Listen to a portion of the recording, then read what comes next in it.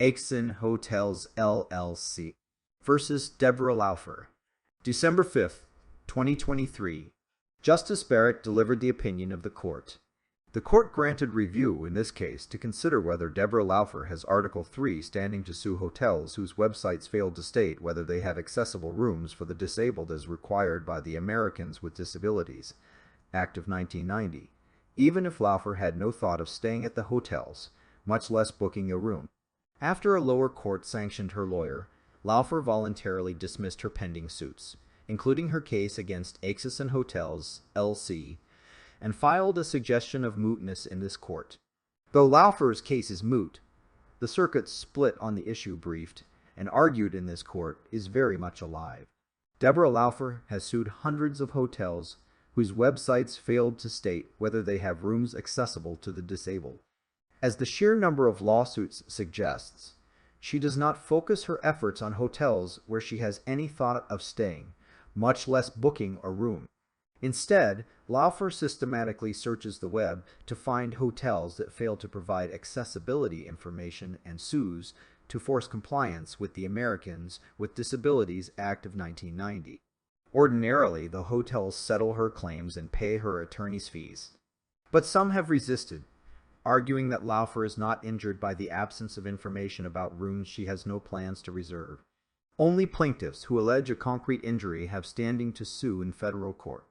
Laufer, these hotels have argued, is suing to enforce the law rather than to remedy her own harms. Laufer has single-handedly generated a circuit split. The 2nd, 5th, and 10th circuits have held that she lacks standing.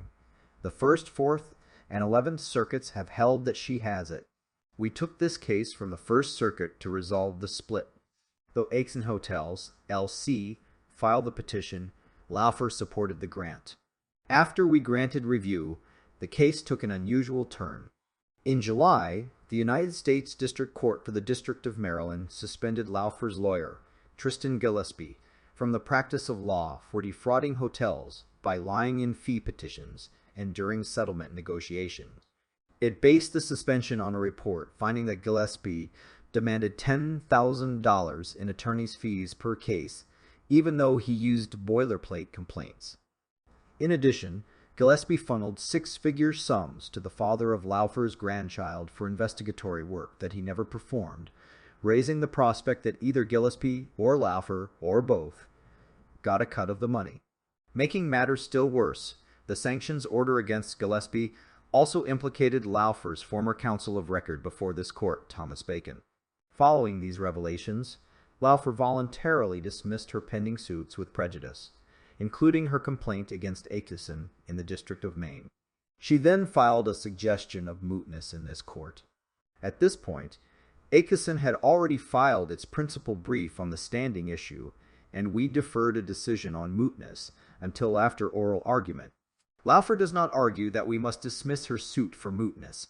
She acknowledges that we can address jurisdictional issues in any order we choose, and so have authority to resolve the standing issue. But mootness is easy and standing is hard, Laufer says. She urges us to refrain from resolving a difficult question in a case that is otherwise over. Acheson, on the other hand, stresses that the difficult standing issue is the reason we took this case. Though Laufer's case is dead, the circuit split is very much alive. This court has received briefs and heard oral argument. For efficiency's sake, Acheson insists that we should settle the issue now, rather than repeating the work later. Moreover, Acheson warns that if we dismiss this case for mootness, the standing issue might not come back anytime soon. While Laufer has disavowed the intention to file any more attester suits, others will file in the circuits that sided with her, and hotels will settle, regarding it as pointless to challenge circuit precedent in this court. Why would any hotel take a case this far? Acheson asks, if the respondent can evade our review by abandoning a claim rather than risking a loss. We are sensitive to Acheson's concern about litigants manipulating the jurisdiction of this court. We are not convinced, however, that Laufer abandoned her case in an effort to evade our review. She voluntarily dismissed her pending ADA cases after a lower court sanctioned her lawyer. She represented to this court that she will not file any others. Laufer's case against Acheson is moot, and we dismiss it on that ground. We emphasize, however, that we might exercise our discretion differently in a future case. The judgment is vacated, and the case is remanded to the United States Court of Appeals for the First Circuit with instructions to dismiss the case as moot.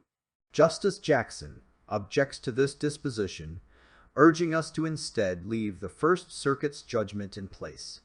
Our Munsingware practice is well settled. We decline Justice Jackson's invitation to reconsider it. It is so ordered.